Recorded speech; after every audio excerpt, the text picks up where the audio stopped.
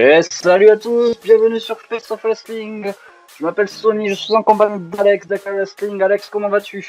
Ça va, tranquillement, ravi d'être ici. Ça faisait un moment qu'on n'était pas venu sur cette chaîne. Content de C'est vrai que revenir.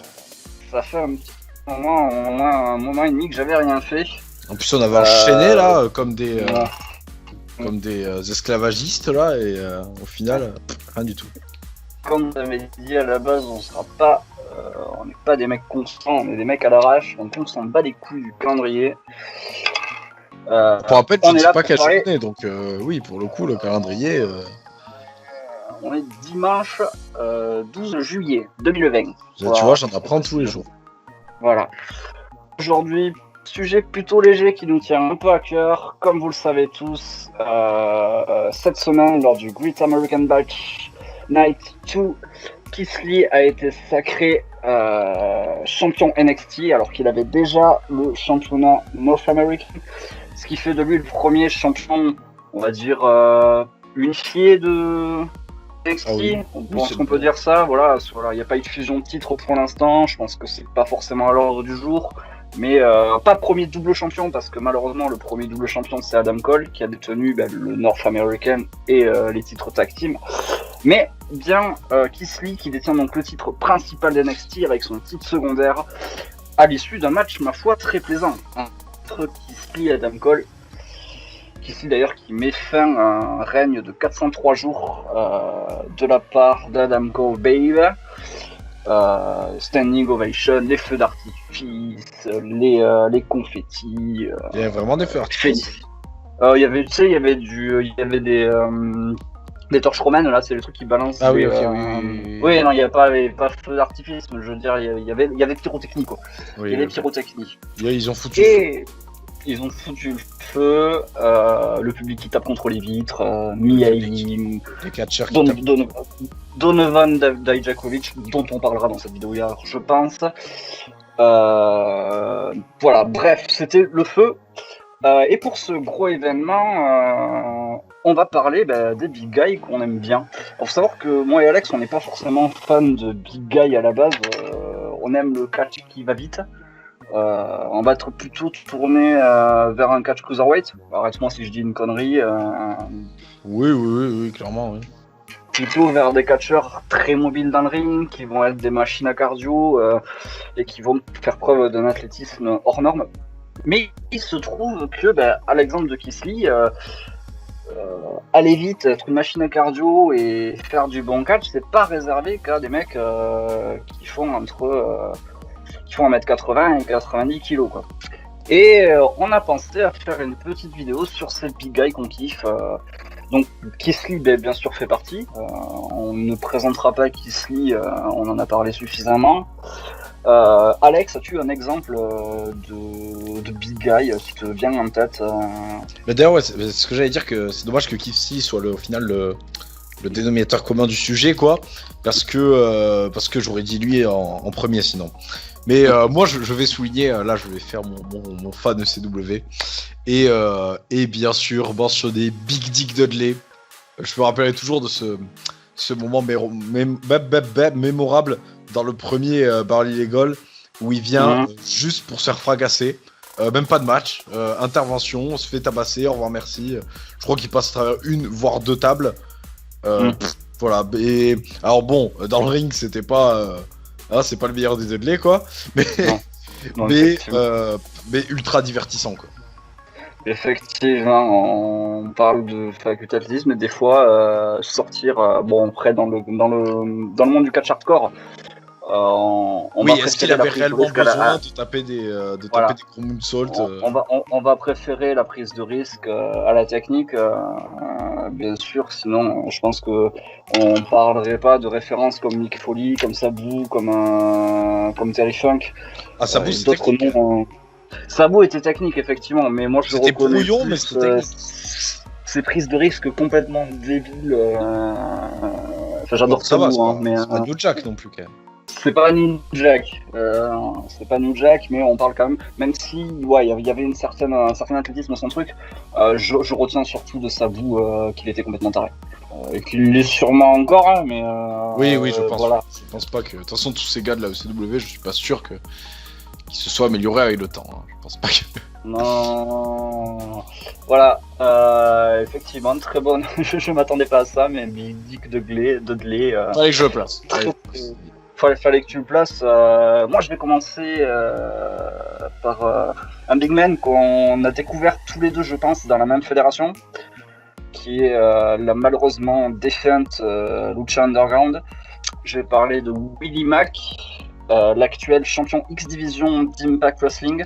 Donc, bref rappel, la X-Division, donc c'est un titre qui est dédié aux performances athlétiques et à la prise de risque. Il fut un temps où c'est-à-dire, ça porte très bien son nom, la devise de la X-Division était « It's not about weight limits », donc c'est pas à propos d'une limite de poids, « It's about no limits ». C'est à propos d'aucune limite. Et je trouve que Willie Mack, comme d'autres avant lui, incarne très bien cette X-Division. Donc un mec, si vous ne le connaissez pas, je vous invite à aller voir ses matchs à la Lucha Underground, en particulier le One Night Long contre Johnny Mundo, qui restera ma référence en termes de match de Willie Mack que j'ai vu à ce jour. En catcheur de... pas très grand, 1m85 pour 135 kg. Un bon gros bide, bien gras comme on les aime, mais performance sur le ring, rapide, agile. Enfin, j'ai toutes les qualités que j'aime dans un catcheur et en plus bête de charisme. Concrètement, honnêtement, quand je l'ai vu pour la première fois au Lucha Underground, j'ai fait mais qu'est-ce que c'est que ce mec? Puis j'ai vu 2-3 matchs, j'étais amoureux quoi. J'étais amoureux de Willie Mack, concrètement. Voilà, je pense que je vais pas m'éterniser sur Willie Mack. Excellent catcheur, bien sûr. Voilà, match de référence, One Night Long match contre saison 3, il me semble, de Lucha Underground. Allez regarder la Lucha Underground, c'est très bien. Saison 3 de Lucha Underground contre Johnny Mundo, compte pour le titre de la Lucha Underground. Excellent match.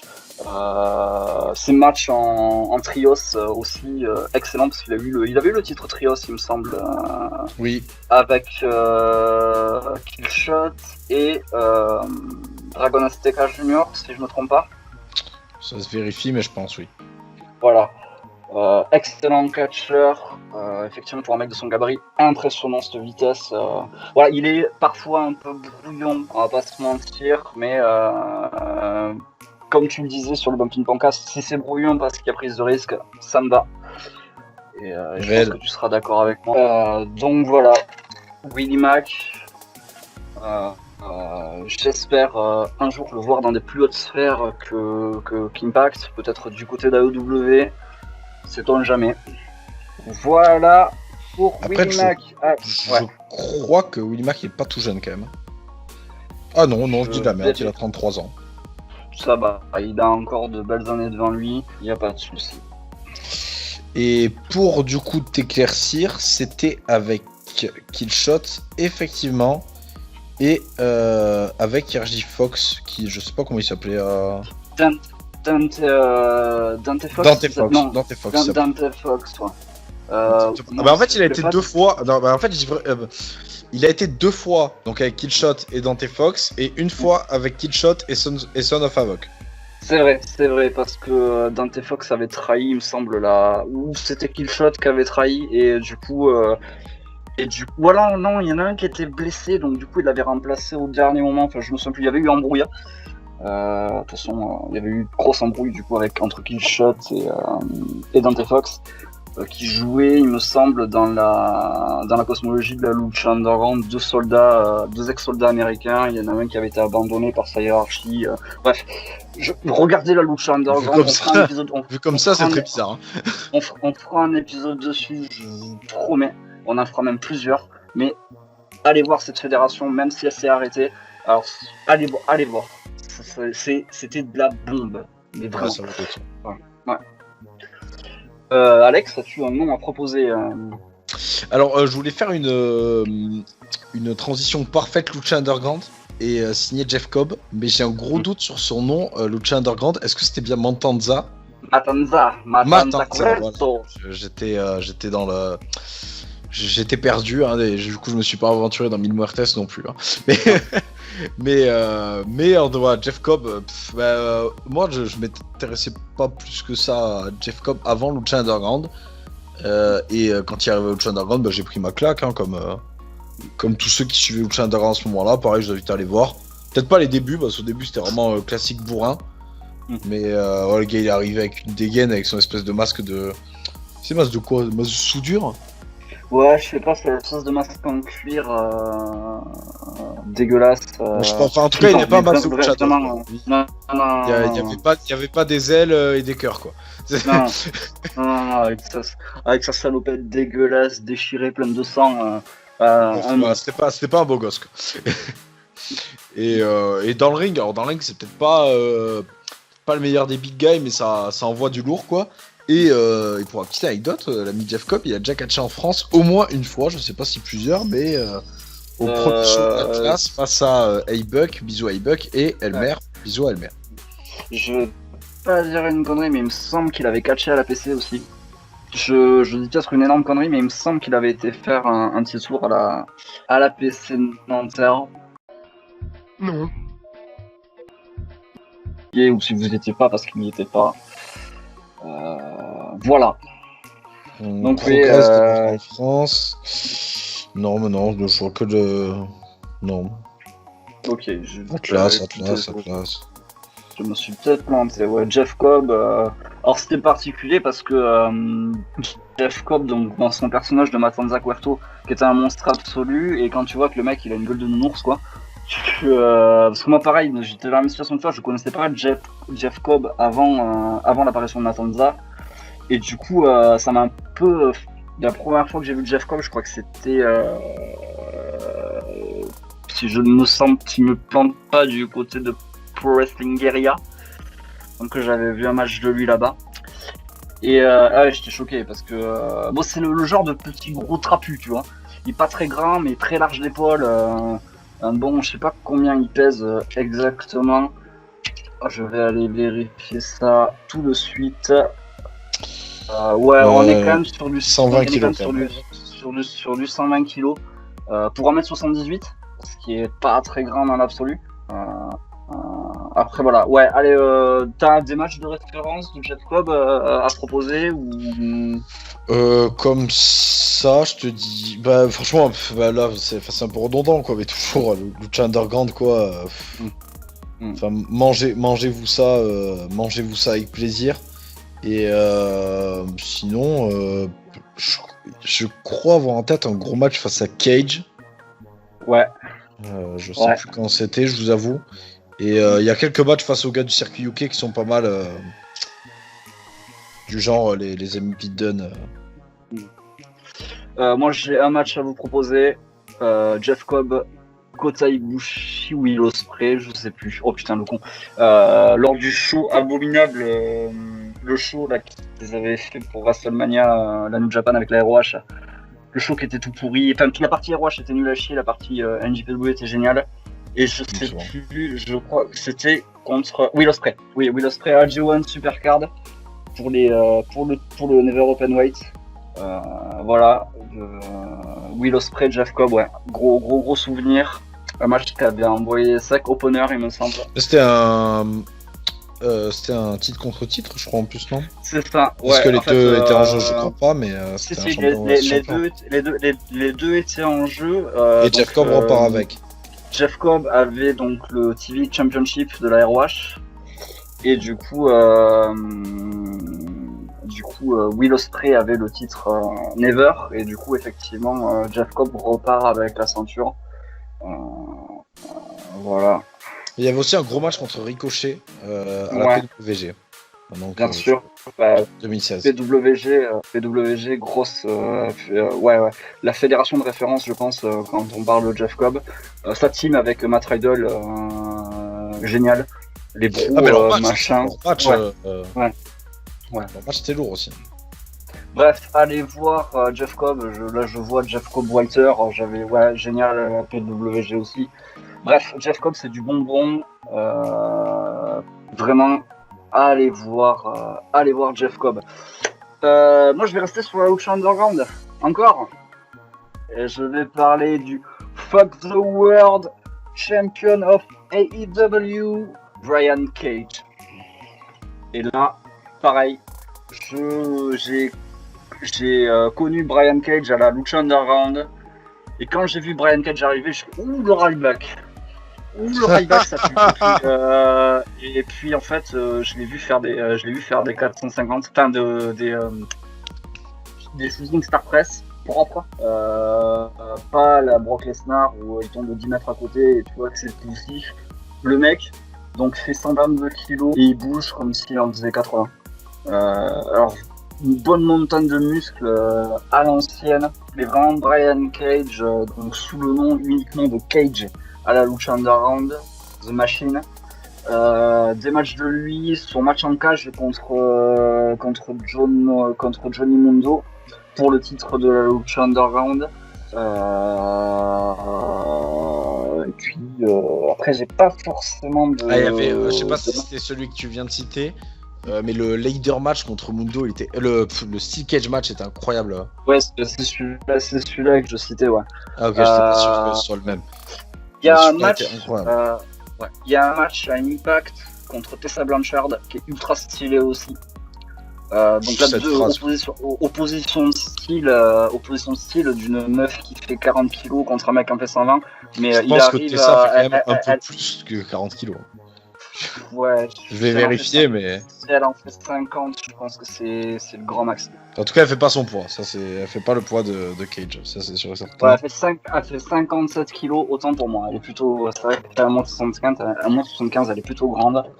Mais ouais, opposition de style entre les deux et il arrive à la rendre crédible et elle, pareil, quoi. C'est-à-dire qu'elle rentre pour sur coup, elle compense le fait que lui soit ultra lourd par une grosse agilité, de la puissance. Enfin, vraiment, ce match, voilà, si vous aimez un peu le catch intergender, je pense que c'est un match à voir. Alors, je saurais plus vous dire quand c'était un match à Impact Wrestling.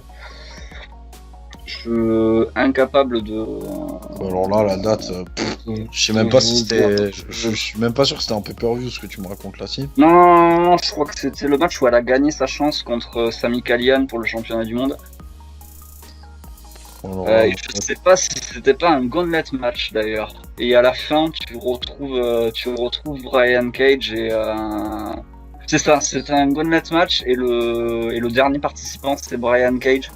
Et échange assez court en fait au final parce que ça a dû durer 5-6 minutes, mais 5-6 minutes où ça suffit quoi. Ça suffit et tu t'y crois quoi. Donc ouais, voilà, bon on s'était beaucoup éloigné du sujet, mais ouais, Brian Cage, à voir, t'as des matchs de référence de lui toi? J'ai dit ce que t'as déjà dit, mais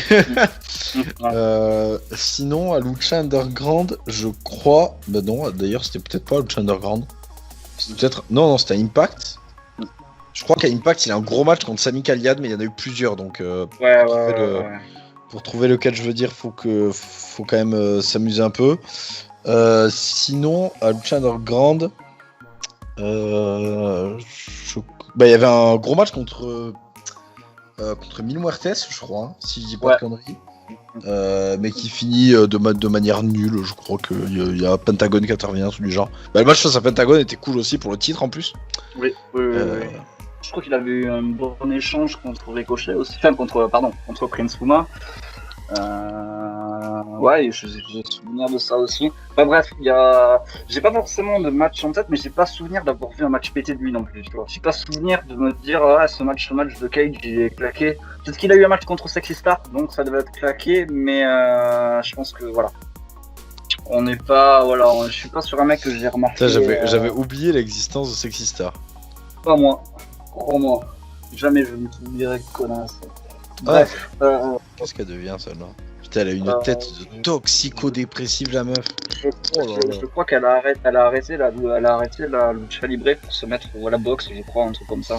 Carrière de boxeuse en 2007. En 2017, elle décide de faire de la boxe. Bah tiens. Voilà. Bah, grand bien lui fasse, écoute. Hein. Voilà. Ça lui ressemble plus à ce qu'elle faisait dans un ring de toute façon. Meuf qui avait shooté nombre incalculable de fois contre des adversaires. Je crois qu'elle avait pété le bras à Rosemary. Bref, on s'égare. Petit détail que j'avais oublié sur Jeff Cobb. Jeff Cobb a fait partie de l'équipe du Ghana, donc le pays de son origine, aux Jeux Olympiques d'Athènes. Ça, c'est vrai, ça. En Oui. lutte. En lutte, ouais.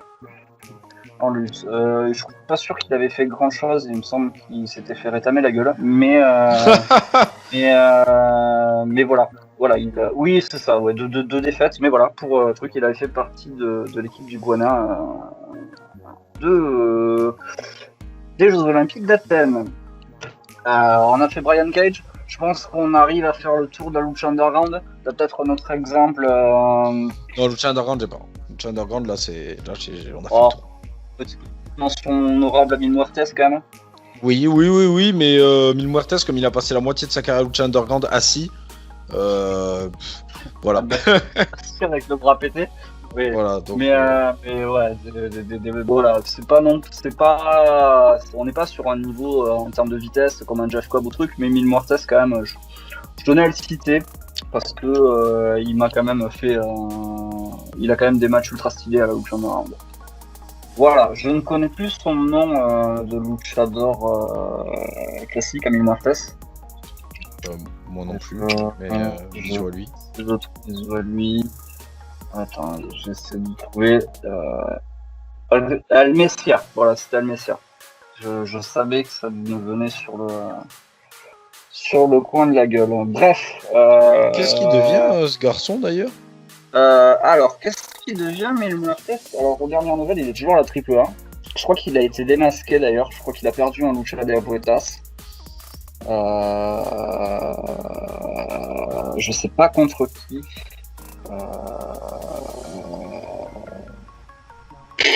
Oh là, deathmatch entre lui et Demac. Moi, je veux voir ça, moi. Ouais, il y avait eu un deathmatch exceptionnel, ouais. Il avait perdu son masque contre Ella Park, si je ne me trompe pas. D'accord.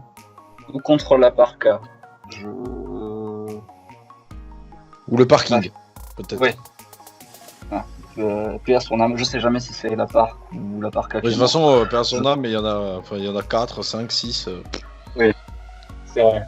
Je crois qu'il est retourné à la AAA. Voilà. D'accord. À noter qu'il avait catché à la Wrestling Society X de X-Pac. Voilà. L'histoire de petite trivia.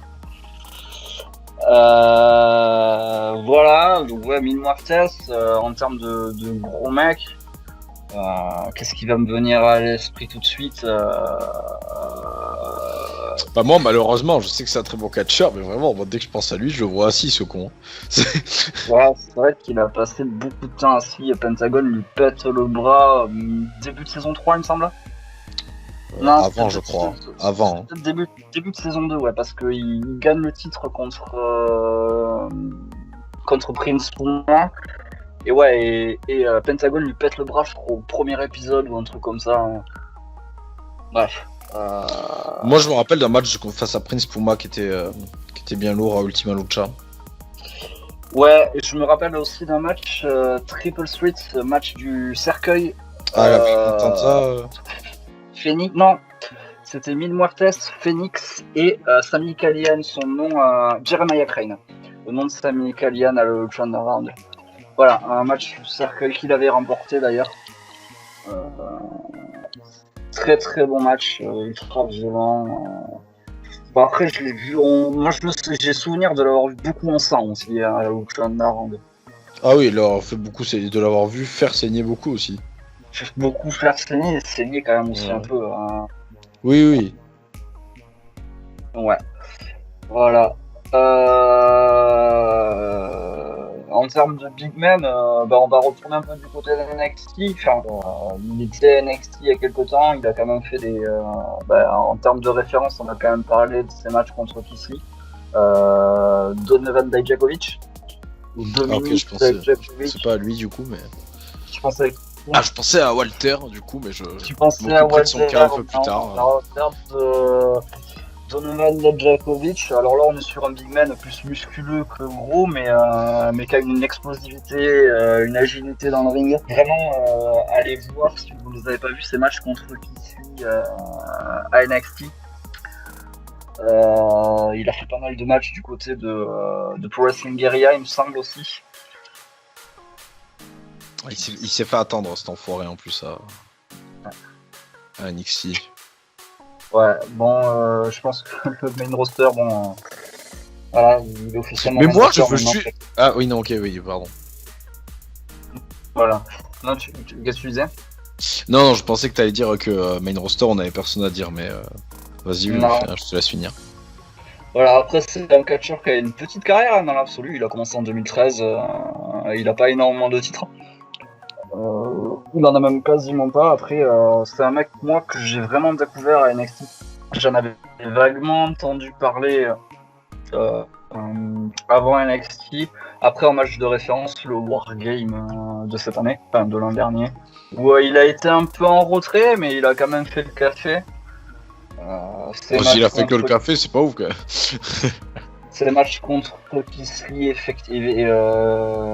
ces matchs contre Kisly, ouais, qui sont une référence. Je sais même que il a affronté Tristan Archer à la Pro Wrestling Showdown. Ah, tiens. Oui, voilà. C'était pour la référence catch français un peu. Il avait affronté le père Tristan Archer à la Pro Wrestling Showdown. Et Tommy End Après, à Beyond Wrestling. Les spécialistes du catch français, reprenez-moi, mais il me semble que ce match a eu lieu. Voilà, Dominique Dijak, c'est important d'en parler. Il a une bonne tête, je trouve. J'aime bien. Alors, est-ce que tu as un autre nom du coup?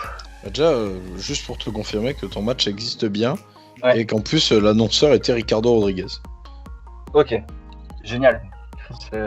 Donc je sais pas quoi que demande le peuple, j'ai envie de dire. Ouais. Et moi j'aimerais juste contrebalancer, parce que tu as mis une petite pique tout à l'heure. Mais moi, Ryback, je reste persuadé que c'est un potentiel chié par WWE. Parce que je me rappelle d'une action qu'il avait fait incroyable.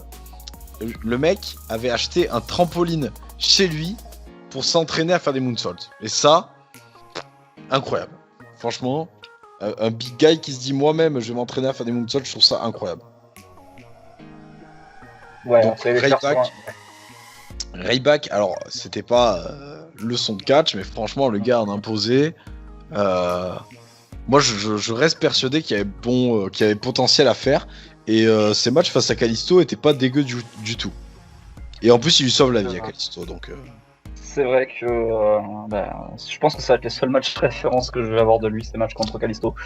Celui face à Punk était cool, mais je me doute bien que tu l'as effacé de ta mémoire. Moi j'ai souvenir du Triple Threat Cena Punk. Première intervention du Shield, mais c'est sûrement pour ça que je m'en souviens plus qu'autre chose. Et voilà. Eh ben à moi, alors on en a parlé, El Ring General Walter, catcheur autrichien, 1m93, 135 kg, l'actuel champion NXT UK. Alors là on va pas trop parler d'agilité parce qu'il est agile, on est d'accord, mais on n'est pas sur un The Mac ou sur un Cage, on est vraiment sur un mec qui catch en puissance, mais qui catch en puissance beau. Vraiment. C'est-à-dire que déjà, grosse présence sur le ring.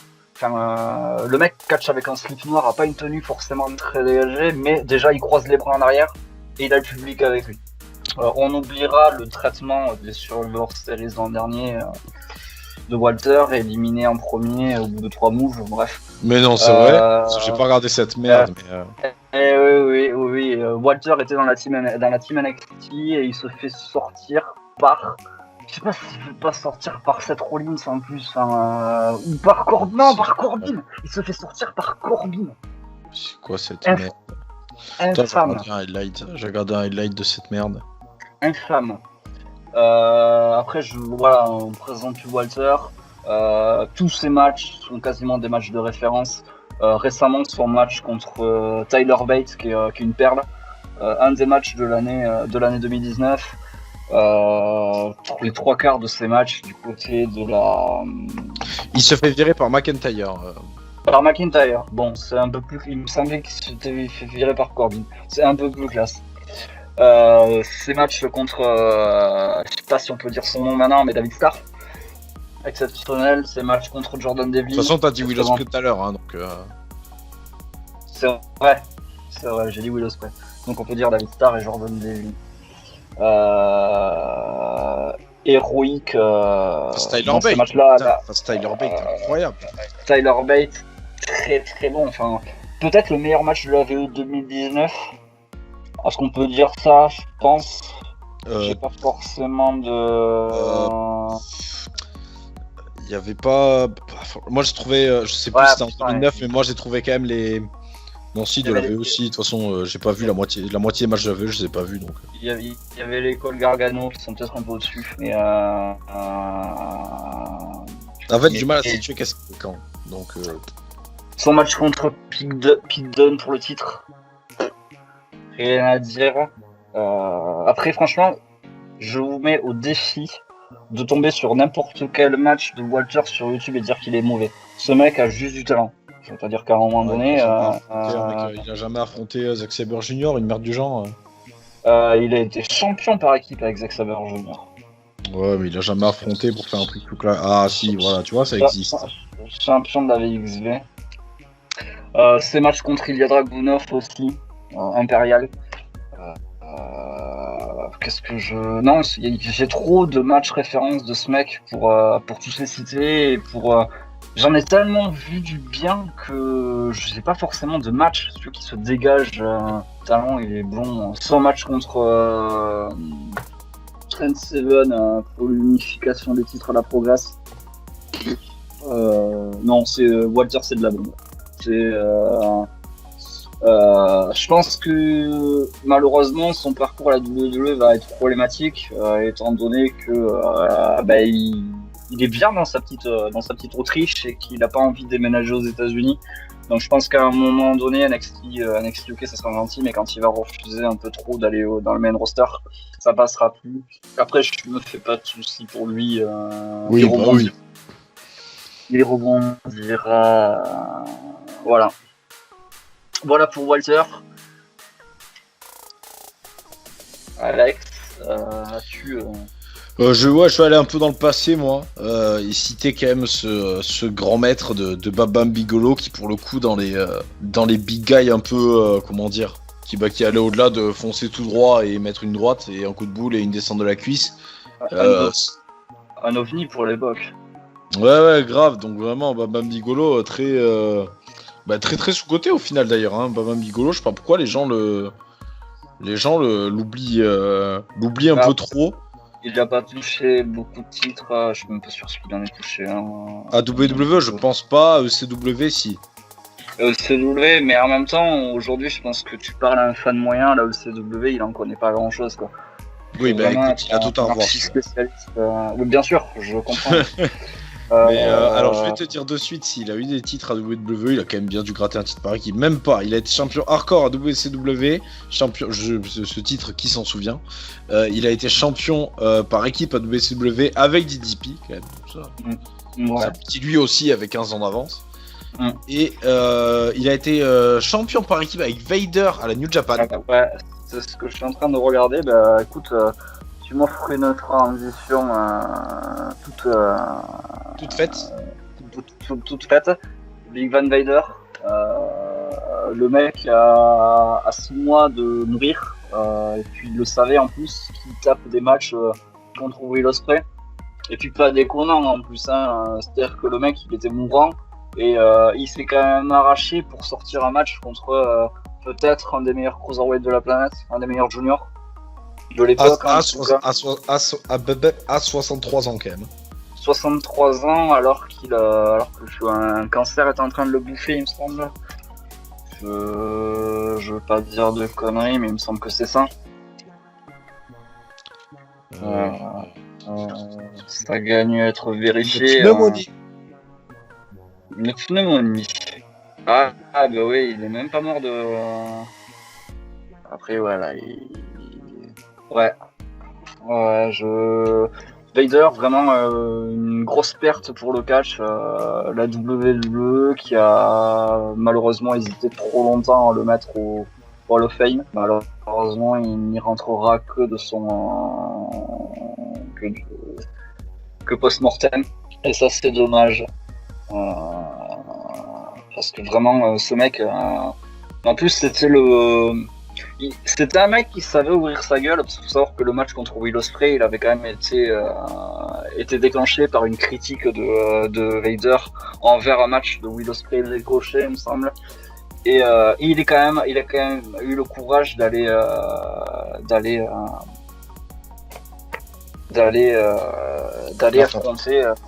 l'affronter alors qu'il était mourant. Enfin voilà, une grande leçon de courage, un grand monsieur du catch. Je pense largement trop sous-côté. Ouais, les WWE ils ont jamais donné de titre quoi. Bah, en même temps, si la WWE était un détecteur à talent, ça se saurait.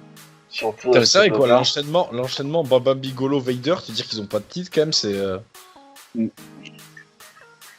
C'est chaud. Après, Vader, bon, il a pas eu tant de titres que ça. Après, il a été champion IWGP, il me semble.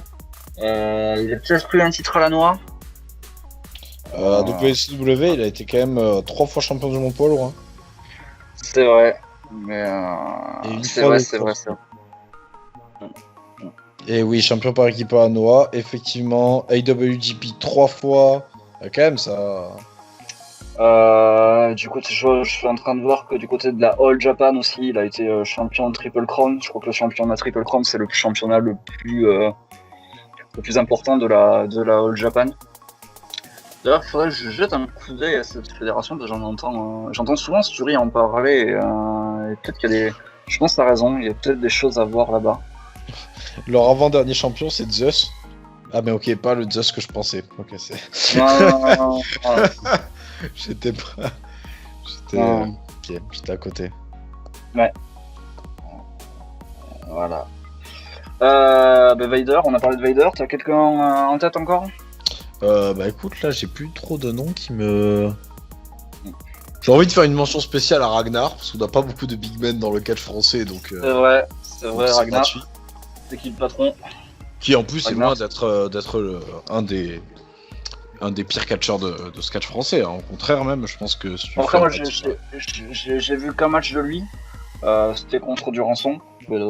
Ça aide à faire un bon match du coup. Un show où on était tous les deux, mais ouais, j'avais kiffé le bon Ragnar. Voilà, ouais, Ragnar, bon, bien sûr. Puis la sortie on de n'a pas Conrad sur énorme. l'école, donc... Effectivement. Après, on n'a pas beaucoup de big guys en France, c'est vrai. Oh bah j'en ai pas d'autres qui me viennent en tête. En tout cas, des cohérents, quoi. Moi non plus. Si après on parle de big guy, on peut pas peut-être parler de d'Aybuck, qui est quand même un bon gros morceau. Ah oui, si tu veux, oui. Mais comme j'ai dû voir environ un match d'Aybuck. Pareil, je crois que j'ai dû voir un match de lui. Je pense qu'on va se faire... Encore, je suis pas... celui contre... Si, j'ai vu celui contre Jeff Cobb. Bah c'est tout. Je pense qu'on va se faire égorger par tous les fans de catch français à la sortie. Bah écoute, s'il catchait dans le sud, on aurait pu le voir. C'est vrai. Ouais. Et puis il était pas là à Savage J1. Alors qu'il y avait tout le monde, on le rappelle. Bref, voilà. Moi j'ai pas forcément d'autres noms là qui me viennent en tête. Comme des big guys vraiment impressionnants. Non, mais je me vois déjà mettre en commentaire le mec que j'aurais oublié, que je me serais rendu compte de ce qu'on a pris l'enregistrement, mais... Bien sûr, n'oubliez pas de mettre en commentaire, on n'a pas la sens infuse, donc on peut avoir des lacunes si on est passé à côté d'un mec. Ah, j'ai oublié. J'ai oublié la grosse machine à l'amour. Le fameux Viscera. Voilà. Ah, Viscera. Mention spéciale à Viscera, les vrais s'en souviennent, New Year's Revolution 2006, le match face à Shelton Benjamin avec la maman de Shelton. Est-ce qu'elle peut être considérée comme un big guy d'ailleurs? Je ne sais pas. La maman de Shelton qui met un coup de sac à main avec une brique dedans. Ouais. Voilà. Ouais. Viscera qui a une grosse carrière quand même, l'air de rien. King Maidel, Viscera, Big Daddy V. Ouais, King Mabel, ouais. Voilà, moi j'ai pas forcément d'autres noms qui me viennent non plus en tête. N'hésitez pas, comme je le disais, à le mettre en commentaire, histoire de nous épancher de votre science catchesque. Voilà, après on était parti sur un concept voilà de big guy qui vraiment nous faisait kiffer mobile. C'est pour ça qu'on n'a pas parlé dans le rêve géant par exemple, parce que en termes de mobilité, surtout sur la fin, c'était pas non plus un cas d'or. Puis tout mon respect bien sûr envers ce grand monsieur du catch, mais c'est pas fort, il rentre pas dans les critères de la vidéo. Voilà. Bon, on va conclure. On va conclure sur cette vidéo sur les big guys. Merci Alex de t'être joint à moi dans cette petite liste non exhaustive des big guys de talent du circuit catch international. Pas beaucoup de japonais, je remarque dans cette liste. Même pas en fait, on n'en a pas cité dans l'absolu. J'en ai pas qui me viennent en tête. Non plus. Bah après, voilà, les Japonais sont pas forcément des gros gabarits en règle générale. Voilà. Mais merci à tous de nous avoir écoutés. On se dit à la prochaine pour une nouvelle vidéo. On sait pas du tout de quoi on parlera, mais on en parlera. Si, on parlera du premier show qu'on allait voir là, j'en ai marre qu'on sache pas de quoi on parle là. On l'annonce, le premier épisode de Catch Express sortira sur Face of Wrestling. La prochaine vidéo, on va parler du premier show